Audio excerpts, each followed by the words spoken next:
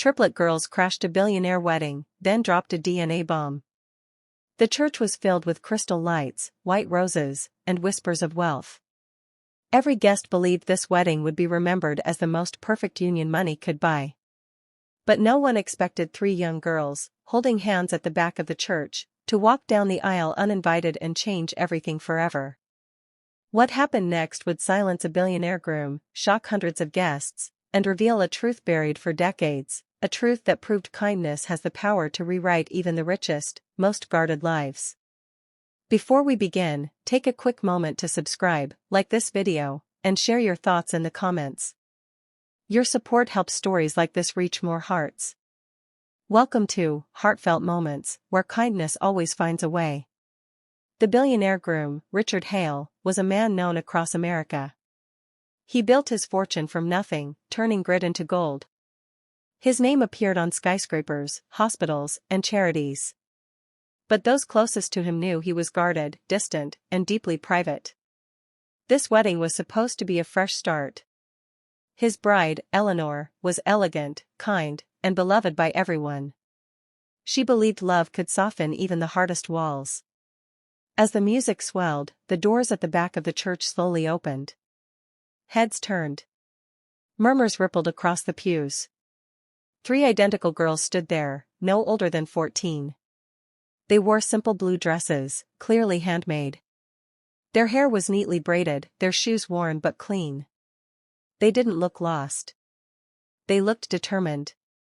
An usher rushed toward them, whispering sharply, telling them they were in the wrong place. The girls shook their heads together. "We're here for him," one of them said, her voice steady as she pointed to Richard. Richard froze. He stared as if he had seen a ghost. The ceremony stopped. Eleanor turned, confused but calm. She saw fear flash across Richard's face, something she had never seen before. The girls walked forward slowly. Each step echoed through the silent church. "My name is Lily," the first girl said. "I'm Rose," said the second. "And I'm Grace," the third added. They stopped a few feet from the altar. "We believe Richard Hale is our father." Gasps filled the room. Security moved closer, but Eleanor raised her hand gently. "Please," she said. "Let them speak." Richard's hands trembled. Memories he had buried decades ago clawed their way back. A small town. A young woman named Maria. A night filled with promises he was too afraid to keep. "Our mother died last year," Lily continued. "She raised us with love, even when we had almost nothing. She never spoke badly about you." Rose stepped forward. "She said you didn't know about us. She said if we ever found you, we should come with kindness, not anger." Grace pulled an envelope from her bag. "We did a DNA test. We didn't come to ruin your wedding. We just wanted the truth." Richard sank into a chair. The church waited, breath held. Eleanor walked toward the girls and knelt so she was eye level with them.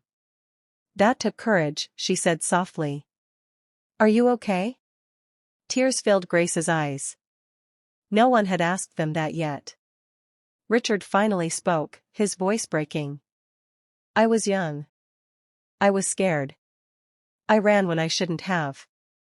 If this is true, then I failed you." The girls didn't yell. They didn't accuse. Lily said quietly, "We didn't come for money. We came because our mom always believed people could change." That was when something inside Richard cracked. He stood and faced the guests. "This wedding can wait," he said. "But this moment cannot." The ceremony was postponed. That day didn't end with rejection or scandal. Instead, Richard invited the girls to his home. Over dinner, he listened. Really listened. He heard about scraped knees, shared birthdays, and the kindness of neighbors who helped when times were hard. The DNA test confirmed the truth. Richard was their father. But the real transformation didn't happen in courtrooms or headlines. It happened in quiet moments. Richard attending school plays. Learning their favorite foods. Sitting through awkward conversations. apologizing, not once, but again and again. Eleanor stood by his side through it all. She welcomed the girls without jealousy or fear. Kindness multiplies, she told them. There's always room for more love. Months later, the wedding was held again.